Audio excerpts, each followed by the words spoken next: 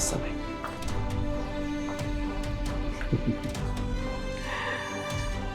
අපි අද කසාද බඳිනවනේ. එච්චර කාලයක් අපි බලාගෙන හිටියා.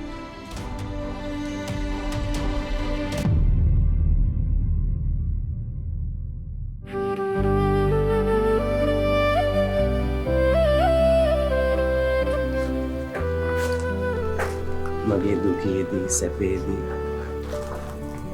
මාත් එක්ක ඉන්නව නේද? එහෙම නේද?